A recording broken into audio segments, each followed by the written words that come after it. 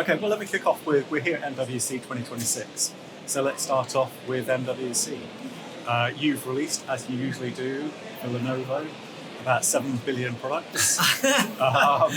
Which ones are you most excited by on the commercial side? Yeah, let me take a first shot at that. So, have you seen the products? Yeah. Yeah, perfect. You'll have to tell me which ones you like best. But I am most enthusiastic about our T series, complete redesign, and the reason for it is because it's our largest volume product I sell in the ThinkPad range, and we focused on the repairability, the sustainable extension of this life cycle. We have now achieved a 10 of 10 repairability score from iFixit, which we've partnered with as a third party to evaluate. Certainly I can make the claim, but having someone else substantiate that claim is super exciting. And the reason I'm excited about it is because of the strong desire of our commercial customers to extend the life of their systems, to repair, refurbish, redeploy as an option, but also our DIY fan base as well, who want to be able to repair these devices. Yeah. So as you open the chassis, it's captive screws, 6 captive screws pull away. I can then slide the keyboard out, pop a new one in, or even redeploy with another language keyboard. Battery, which is toolless, because I've got screws on the back of the cover that hold it in place, pull those away. I've got clipped latches to pull that away. I've got QR codes for all the repairable parts that can take you directly to our site to order the part, but also see video tutorials, online instruction guides. Yep. And probably one of the most exciting things, again, I'm geeking out on the repairability, but the USB-C ports or Thunderbolt ports on the motherboard, historically, if one of those failed, you have to replace the whole motherboard. Yeah. 2 captive screws, pop in, pop out. So there are other ways, there have been other methodologies used for repairable Type C, and I do use that pretty loosely with air quotes, but I would say we absolutely have repairable Type Cs. Okay, I can see why you'd be excited about it. We will return to repairability. Yes. Perfect. And what about you? No, I'd say I love watching Tom get excited about the products and about our babies. I think, I run the commercial portfolio. Tom hit the nail on the head. The thing I think we're most excited about is after 65 products that we launched at CES, which was 2.5 months ago. Here we are launching another 35. It's not the hundreds that you said, or the thousands that you reference, the billions that you reference. But I think what you get to see across them, even the way they're laid out there, is we're starting to focus a heck of a lot more on interoperability of these devices. Tom talked about repairability, but it's also about how the devices work together, from every type of screen to some of the new prototypes that you saw and demos. It's just innovation is alive and well at Lenovo. Yeah. I was going to say, just jumping on that as well, the innovation. So the other thing that we use these trade shows for, and I think really separates us from others in market, is we bring show cars. Very much like I'm an automotive enthusiast, and very much like if you go to an auto show, everyone doesn't look at the next year's sedan, they go and look at the flying car off in the corner as a concept. Yeah. We also bring that model to these trade shows. And so here we're showing this modular PC, which is achieving a lot of interest. And what we're using that for is to ascertain market interest, feedback. We go directly to our customers as well after these shows and solicit their feedback, what use cases we can unlock. So showing things like this are always an exciting part. It's not what we're launching in market actively, but it's definitely a way to test the market. So the modular laptop has got a lot of interest from the people at iSpace. Yes. What have you heard in terms of the reaction from customers in particular? It's the modularity of use case. We do not use our laptops the same way in every aspect of our day. If you go day to day, you're at the desk, you're using it one way. You're in transit, you're using it another way. You're mobile in a cafe or a setting like this, you're using it yet another way. Having that built-in flexibility or modularity in this case really allows you to flex out from dual screen to side to second screen on your laptop, pull away keyboard, horizontal, vertical. It's a lot of postures. And I think it's interesting, one of the most exciting things with the feedback is we're getting is the modular port, which is also a novel way to approach what do I want to accomplish with a device sort of on the go. Yeah. And does this signal a move away from the rollable concept devices. I know you had one actual product that went on sale, can't be bought anymore. But is that are we moving away from that as an idea? No, not at all. It's really just unlocking use cases. So using that, the second screen is another way to express more screen real estate.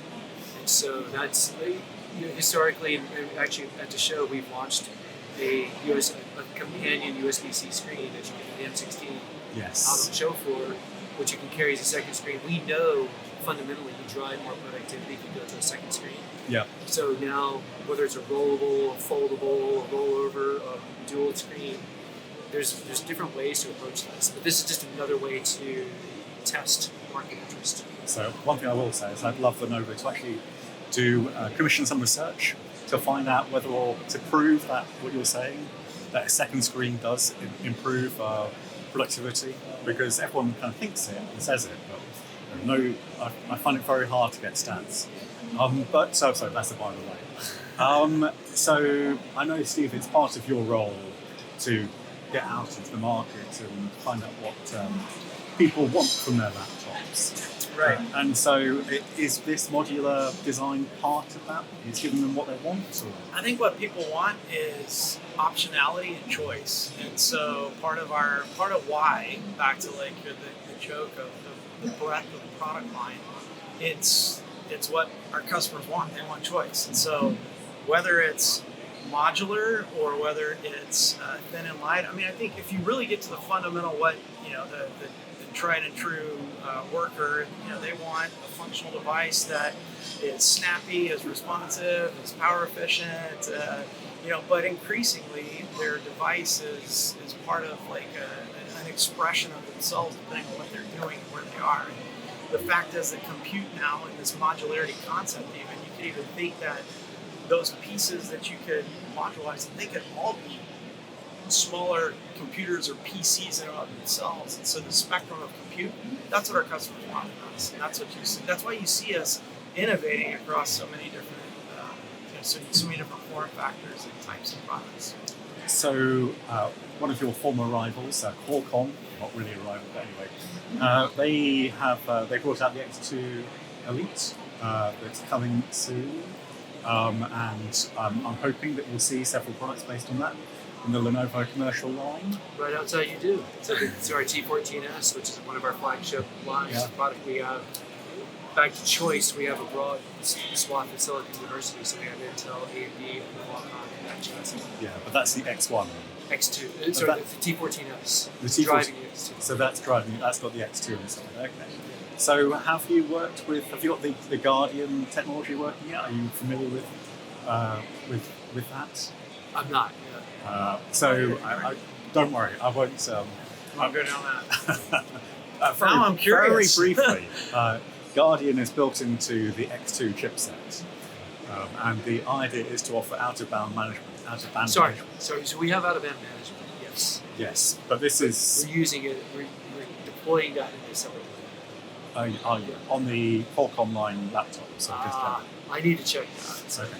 But anyway, it's their unique take on it, which is quite interesting, I think. So separate thinking to vPro and Ryzen Pro. Okay. So the idea being that Jeff is your IT manager or IT admin can say, right, this laptop's gone missing. I can very remotely just drop it, close it down. And it's meant to be kind of simpler. Anyway, that's fine. In a way, you told me the answer by the facts you're not doing that. Okay. I just want to talk about a couple of the wider pressures that are facing the world at the moment and what effect that will have. Let's say that I'm an IT manager. I've got the same budget as I had last year per person, because weirdly my company's not put it up. What is your advice to me to still deliver a great experience to my end users? You hyper segment is the advice, seriously, because you're kind of hitting. There's absolute cost pressures in the ecosystem. There's insatiable demand for data centers. There's insatiable demand for AI and interest, and we do an IT decision-making survey. CIOs, 3,000 CIOs across the world. 96% of them are moving from experimentation with AI to saying this is the year they deploy in some bigger scales. Given that, there's demand. Demand has created a supply crunch around memory, around other components. So the answer to ITDMs who have a fixed budget is persona based, or go and say, what is your user? What do they really want? Your high performance user needs a workstation. Don't not give them a workstation. Your travelers still are going to need a thin and light, long battery life device, like hyper segment. But maybe some of your frontline or your entry level workers, can use a device that you extend maybe the life on. We're seeing service opportunities. We're working with some of our customers on as a service model, right, where your OpEx can be offset, maybe your CapEx can be offset by amortizing right on the service-led model. What Tom was mentioning, even on our our repairability index of some of these new devices, it allows different ways of extending the life if that's what customers need. That's a little bit about how we're thinking about it. Yeah, and actually you mentioned refurbished laptops because you can now buy refurbished direct from Lenovo, which I think was only announced last year or maybe the year before, certainly in Europe. So is that a route that you think people should be considering? Yeah, we actually have dedicated services as well, asset recovery services, so we can help facilitate with our customers bringing our devices back in, repair, refurbish, and have ready for redeployment. And it either can count as a credit back to the organization that we then go broker elsewhere, or it could be in partnership with them to redeploy. And as Steve said, it's really workload based or outcome based. And so we are very mindful of do not under or dumb down the configurations you need, because then you would be coming back to us in 12 months and saying, why did I buy something that isn't addressing the workloads I need?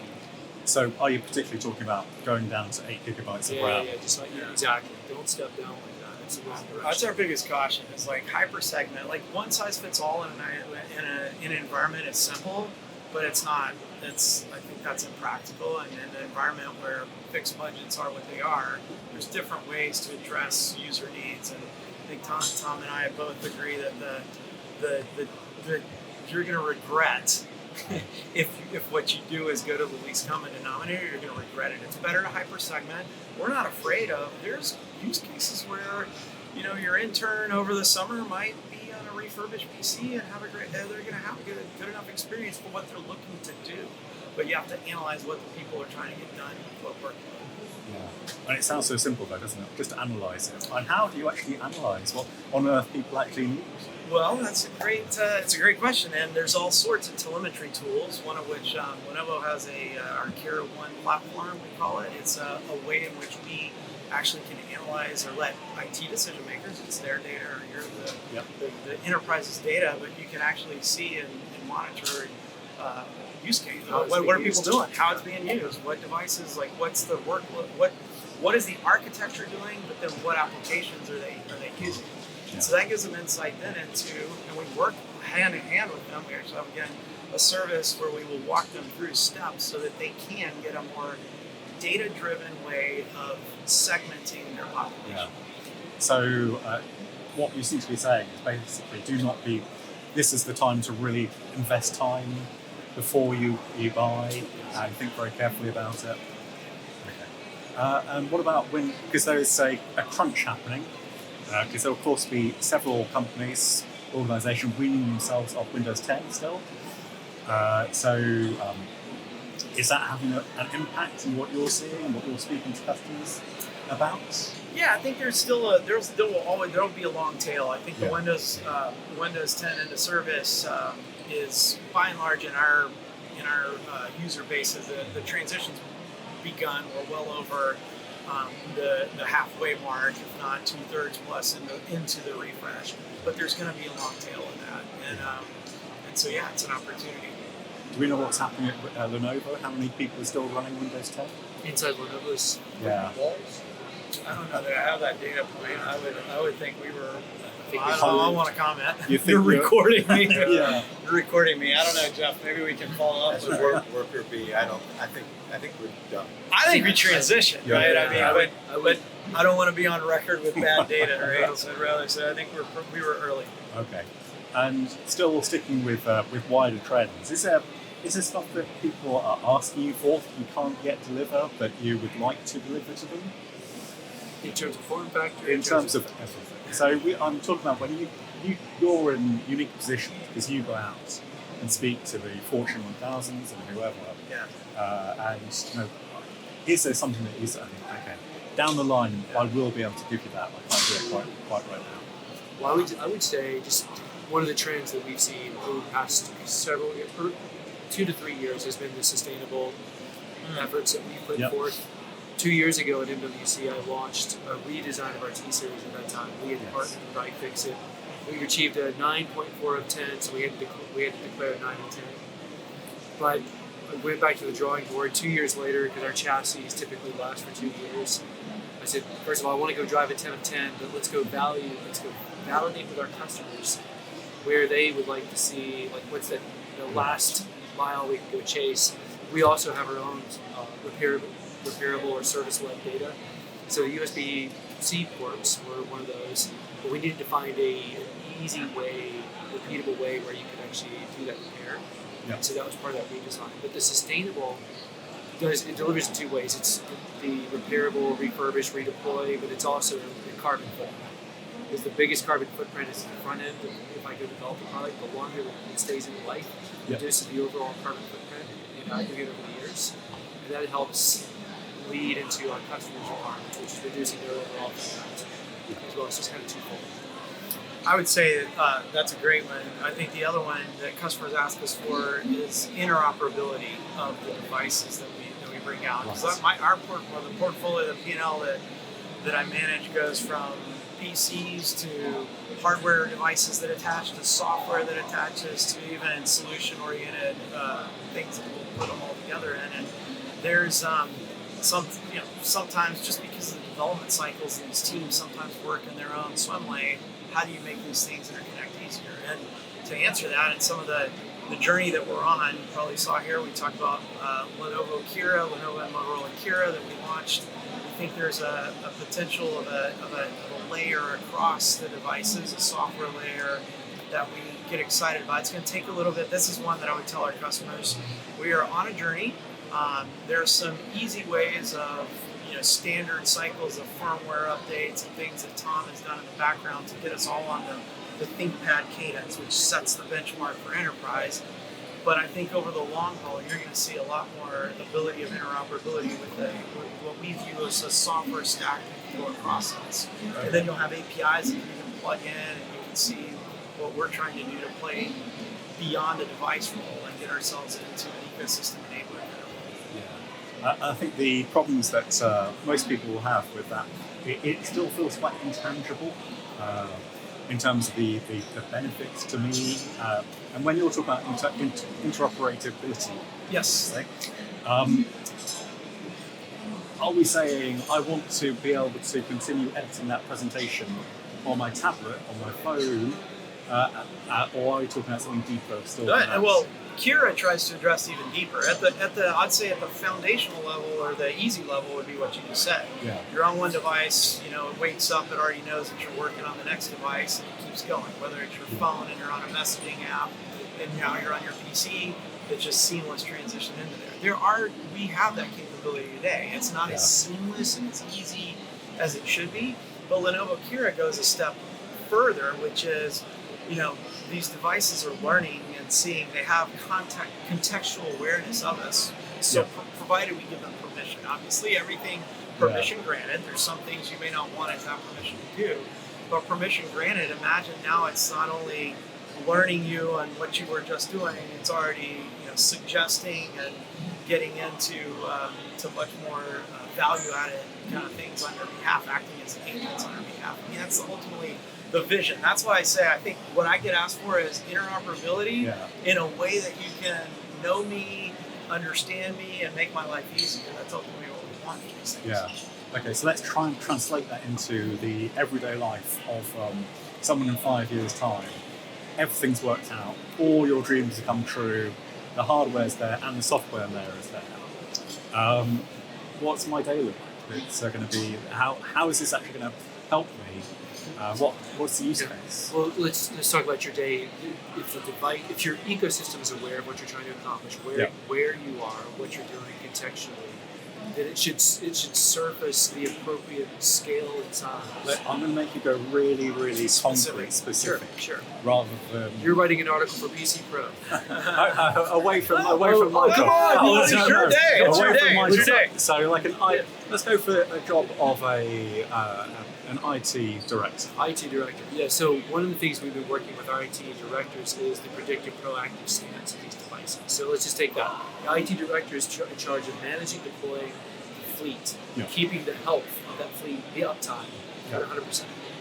Or if something happens, rapid fix and redeployment of that asset, because that's the lifeblood of the company.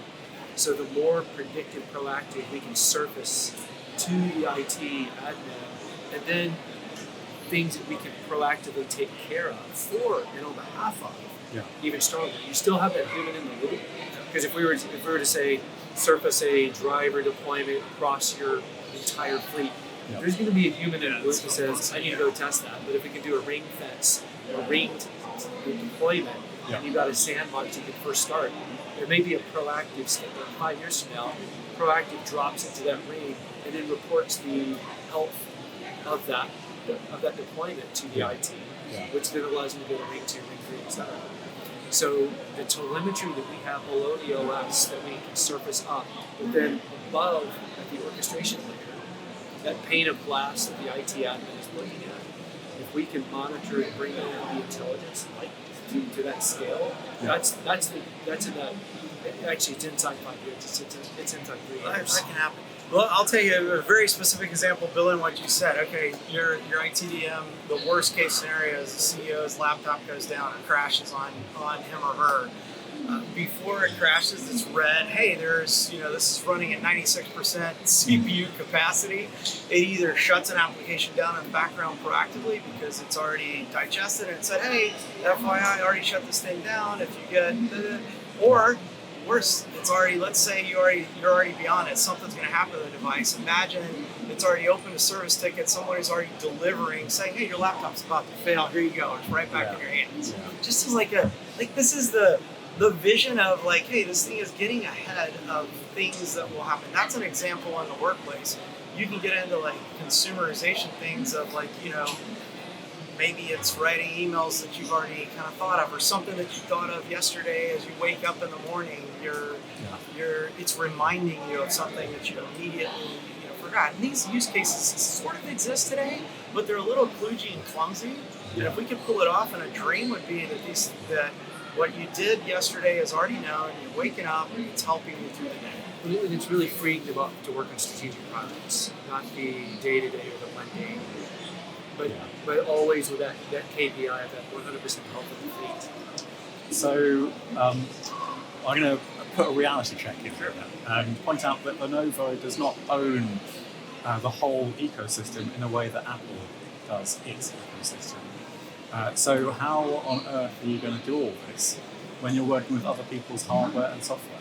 Yeah, so it definitely takes, it's partnership. I mean, Microsoft is a big piece of that, the OS, but as I say, we own the below the OS telemetry of these devices. So we can surface that telemetry up through into the management console. We have Lenovo device orchestration, which is a tool set. We'll already give you fleet management and oversight, but we can also plug into their panes of glass, whatever management consoles the customer choose, we can plug into, so you can have those insights collected and gathered. But you've chosen the easy example, that's Microsoft, who is a long-established partner. But I would argue, Tim, that no one in the industry is going to be able to have every piece of this thing. So I think what's going to happen over time is there's an open standard of people being able to plug their things in here. Why not? Let's just pontificate. Lenovo has an ambition to be a player in that. Haven't done it in the past, but why can't we? We have, like Tom said, we have an established base with the best devices out there, and with a certain foundational level of data. And look, I mean, the good and the fun about the AI world that we're living in is traditional or historical folks who've had kind of a say. Yeah. They're disrupted, and so there's an opportunity for someone who has been device-led to try to orchestrate, and that's what we're trying to do. Yeah. And it's got to be open standards where people are going to plug in, because it won't be one model, it's not going to be one agent, it's going to have to be safe and secure inside the privacy walls, and so there's a lot of obstacles to overcome. Yeah. Well, that's kind of what's pushing the question, because it doesn't feel like it has to be open, and that people have to actively choose Kira or whatever they choose. Yep. So that's interesting to hear that sort of thing as well. You have to, and I think if you speak to Dan Duree, who is our VP in charge of Kira, he would say absolutely what he's trying to build is something that will, and again, it's already out there, but it will improve over time. It's something that others can plug into. Yeah. Or you won't be successful. Yeah. No, I would agree. And so actually just keeping the subject of AI as my trend, do we think that message is getting through to everyone about AI laptops and what that actually means? Or what are they doing with them? Right? Is that kind of what you're probing on? I suppose it comes down to some of that. Right now, yes, I think people aren't doing very much with the NPU or the AI function of the GPU. So.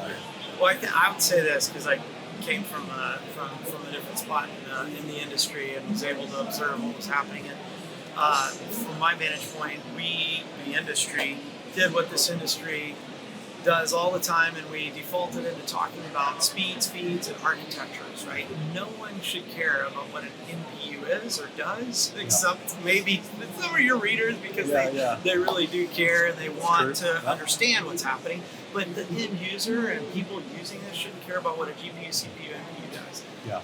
But that's how we defined the AI PC in the beginning. So this thing's new. It's got an NPU on it. Well, people didn't even define what an AI PC was. I think there were different claims being laid, right? It started with people saying, "Oh, as long as it had an NPU, it's an AI PC." Then it was an AI PC is an NPU with a certain level of TOPS, trillion operation per second thing, and it's like we get carried away, I think, with that, which is why I think it's confused. But Tom's question, I think, is kind of leading the witness on what are you doing with it, is where we've got to kind of get back to. And I think that's where hardware is going to lead software always. So you have to have this hardware architecture out there. The right thing is to transition into the best laptops that we've ever built are the ones that have multi-architectural capabilities inside them. That's great. It's a good starting point. Software is going to catch up. We're having use cases. We have our ThinkShield products with SentinelOne, one of our partners. We offload threat detection into the background on the NPU. People shouldn't care about that. They're going to get a better experience because of that. That example, if you scale it across other software vendors, that's when an AI PC use case starts getting interesting over time. So the ultimate argument of that is actually forget the AI altogether. I mean, it's just a laptop. It's just a PC. But it's supporting the workloads that previous laptops would be overrun by. So if you're running continuous software suites, security suites on a device, which have been there for years, you're taxing the CPU, GPU, and therefore the productivity of the end user.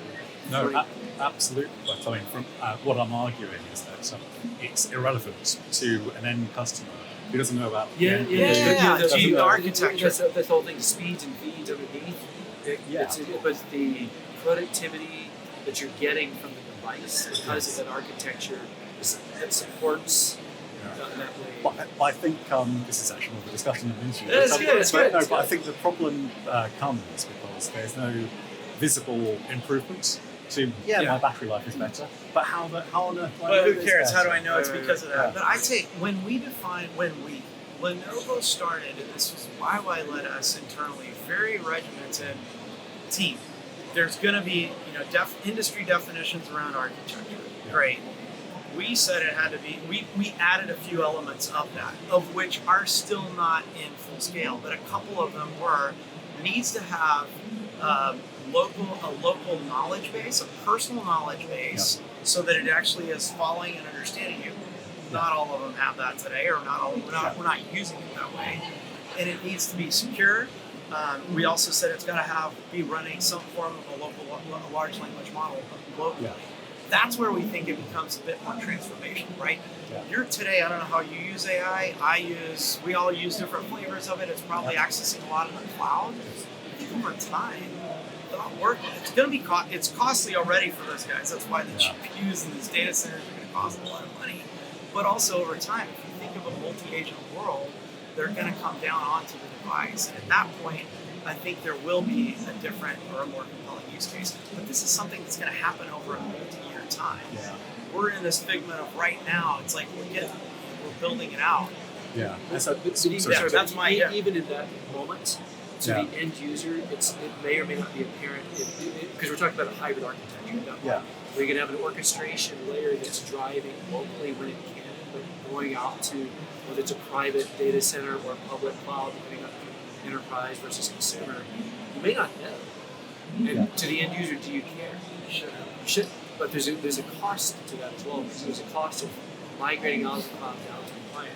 There's a cost savings running those models as much as you can, but it's also there's the personalization or localization and the insights, as we talked just a moment ago, that device having awareness of what you're trying to accomplish and having the LLM or the SLM or the local can help you drive a more productive output. You, again, do you know what's inside the phone you carry from our speeds and feeds? Probably not. Yeah. Do you care? Yeah. As an end user, probably not. Yeah. But there's going to be a value gained in this hybrid architecture. I suppose if I think about again the readership I'm trying to deal with, yes, I'm trying to help. It's how much do I need to buy it now? So in terms of my preparation for the future, from you two guys, you've got a much better idea of what's coming down the road than most people. What's your advice to someone today? In the same way, do you segment? So for the high-end person needs to have a NPU, so with all the corollary factors. Well, the growth that's occurring right now, the local model is on the development side. So it's really a workstation-led model where you've got supercompute capability being brought out of the cloud down to the edge device. But these are high-performance workstations with dedicated GPU. It gives you a sandbox for the developers to build those models that can then be leveraged or burst from local to cloud-based or data center-based.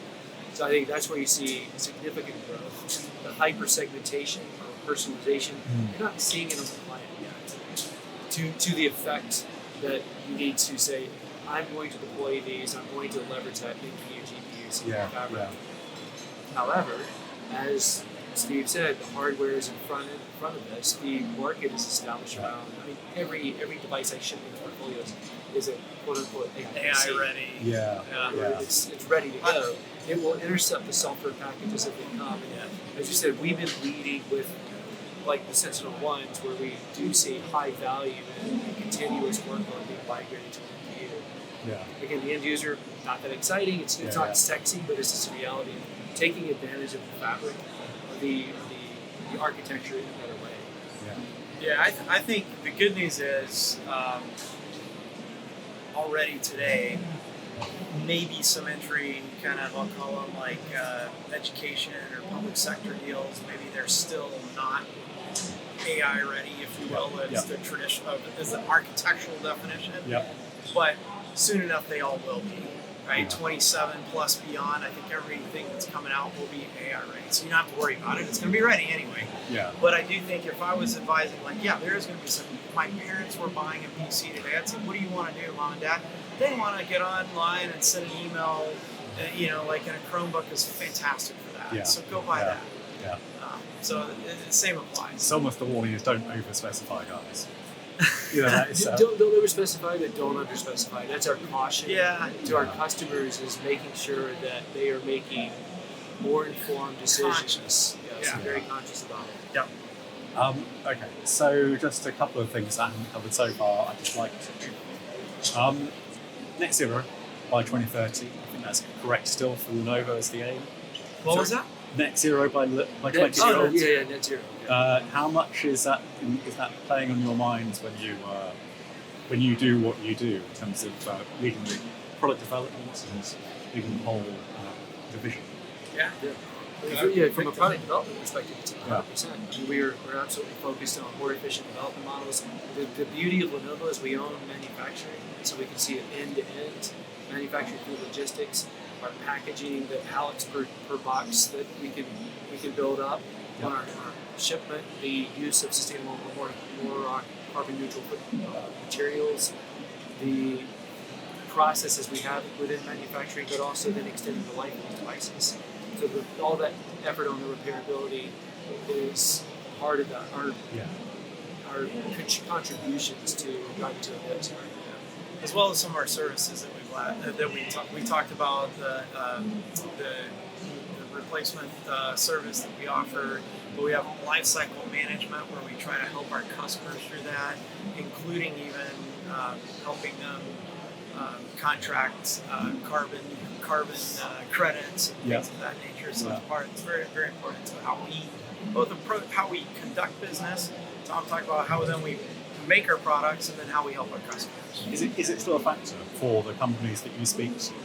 Because I'm aware of this. There's kind of an anti-woke sentiment. I can imagine a kickback against repairability, recyclability being part of that as well. Do you get a sense of that from the people? It's still very top of mind. Is it? In fact, it's because it's not necessarily they're all coming to us with carbon targets as their company. But they're also coming to us with how do I extend the life of my devices as well, extend back to our earlier conversation. If I can give you a device that perhaps you had a 2, 3, 4 year plan, you can now go to a 3, 4, 5 year plan on that device, and you can refurbish, redeploy very easily. The device, I definitely invite you to go out and look at our iFixit's out there partnering with us. You've got a stir-fry chef taking it apart and putting it back together, effortless. Yeah. But it's definitely part of that element, and I would say it's still very top of mind for our customers. Well, in some parts of the market, you probably know very well, it's starting to come out and what the requirement in the offers to compete for business, right? And certain EU. Correct. Yes. Especially EU setting the standard, right? But the rest of the world is following, depending on where you are. But yeah. So very top of mind. Okay. All right. I was intrigued by the Calm Tech talk. Is it Calm Tech, if I got that right? Correct. Calm Tech. Oh, Calm Tech. Yeah. Sorry, I told you it was going to ask. Yeah. Well, no, but I didn't hear Calm. The Calm Technology Certification. Yeah, tell me about that. Well, it's interesting because we've looked at what we've done with our devices, and we're like, is there a way to in aggregate look at this? And so Calm has surfaced as they're taking a snapshot of what we've done. I mean, some of the things we've done around the ease of use, of the ergonomic use. If I can borrow a ThinkPad over here. I'll take that one. We by nature have grouped our keys as in quadrants. Yeah. Average user may not know, but from a touch or logic, there's a discrete logic to it. We partnered with the School of the Blind to put touch points around people. We partnered with the School of the Blind to design touch points on our devices. So we have small bar, tall bar, for our volume keys. Right. They designed this for us. We actually took proofs of concept in, put dots, dashes, lines. They came back to these are the most functional ergonomic keys. But there's been no way to how do we in aggregate show this? So Calm Tech is a certification. They look at all the things we've done to put that out.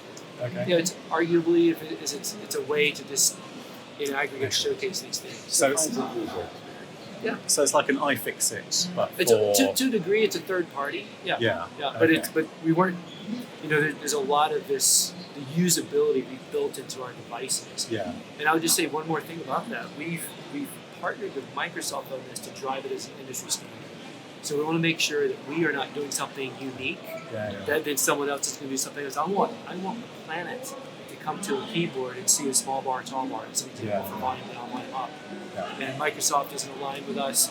We've looked at the USB-C or Thunderbolt ports on the side. it's a single raised braille dot on our systems now, so you can just glide down, find it. Yeah. Again, partnered with Microsoft, we've got that as the standard. And we have been openly sharing this with all other PC OEMs on the planet. Because as I said, it's useless for us to go off and create something unique. Yeah. There'll just be friction of adoption, or I have to go learn something new every time I go to a different keyboard. I think that's the wrong approach to that. So again, this is just another way to gather all that up and look at it holistically. Okay, that's good to hear. So 2 final questions. Yeah. Let's talk about very kind of aware. Panther Lake. Our thoughts. Are we very pleased with what Intel has produced? Has it kind of taken a monkey out of the bag? It's the wrong phrase, but you know what I mean. Has it been? Is it the signal of a turnaround for Intel's fortunes? Well, I think it started with Lunar Lake. I mean, when we look at sort of the where we were to where we are, a lot of this has been driven by efficiency or autonomy, battery life. But getting to that workload, performance level, but also balancing that with the battery life equation so I can have a true mobile device. We saw a significant step as we went into Lunar Lake. Panther Lake allowed us to extend that broadly into the portfolio. Yeah. So I think it's absolutely the right step, and we're headed into that.